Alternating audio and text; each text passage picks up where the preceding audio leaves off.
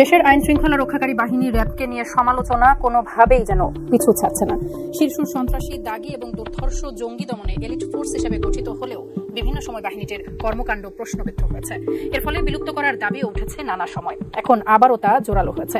এমন পরিস্থিতিতে র্যাবকে কি বিলুপ্ত করবে সরকার? কি বলছে গুম সংক্রান্ত তদন্ত কমিশন? জানাচ্ছেন সহকর্মী।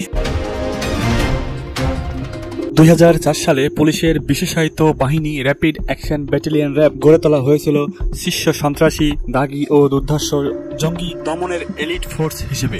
এই বাহিনীর নানা ভালো কাজের পাশাপাশি রয়েছে সমালোচনাও। বিশেষ করে নারায়ণগঞ্জের 7 খুন, গুমঘরে বছরের পর বছর আটকে রাখা এবং বিভিন্ন মানবাধিকার লঙ্ঘনমূলক কর্মকাণ্ডে এই সংস্থা জড়িত থাকায় সাধারণ মানুষ ও মানবাধিকার কর্মীদের মধ্যে নানা প্রশ্ন উঠেছে। আলোচনায় আছে এসব ঘটনার পর র্যাব বিলুপ্ত করে নতুন করে বাহিনী তৈরি করা হবে, নাকি সংস্কার করে নতুনভাবে আইন শৃঙ্খলা পরিস্থিতি নিয়ন্ত্রণে তাদের নিযুক্ত করা হবে। গুম সংক্রান্ত তদন্ত কমিশনের ভাষ্যমতে গুমের যে 400টি ঘটনা বিশ্লেষণ করা হয়েছে, সেখানে 172টি ঘটনায় র্যাবের সম্পৃক্ততা পাওয়া গিয়েছে। অপরাধ বিশেষজ্ঞদের মতে একটি বাহিনী বিতর্কিত, সমালোচিত হওয়ার দায় শুধু ওই বাহিনীর একক দায় নয়, বরং যে বা যারা সরকারে থাকেন তারা কিভাবে বাহিনীটিকে পরিচালিত করছেন তার উপর নির্ভর করে ওই বাহিনী মানুষের সুনাম কুড়াবে নাকি সমালোচনার জন্ম দিবে। তবে অভিযোগের ভিত্তিতে কোনো কিছু বন্ধ করে দেওয়াটা সমাধান নয় বলে মনে করেন অন্তর্বর্তীকালীন সরকার, বরং অভিযোগগুলো যাতে না আসে সেটি নিশ্চিত করতে ও আইন শৃঙ্খলা স্বাভাবিক রাখতে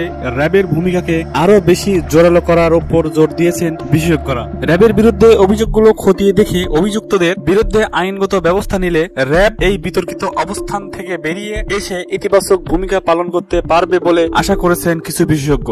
র্যাপিড অ্যাকশন ব্যাটালিয়নকে সন্ত্রাসী সংগঠন হিসেবে উল্লেখ করে সংস্থাটি বিলুপ্ত করতে আবেদন করেছেন র্যাবের গুলিতে পা হারানো মোহাম্মদ মিলন হোসেন। মামলার সকল আসামিদের বিরুদ্ধে দ্রুত গ্রেপ্তারি পরোয়ানা জারি করা হোক এবং দ্রুত এই সংস্থাটিকে সন্ত্রাসী সংগঠন উল্লেখ করে বিলুপ্ত করা হোক বলে দাবি জানিয়েছেন তিনি।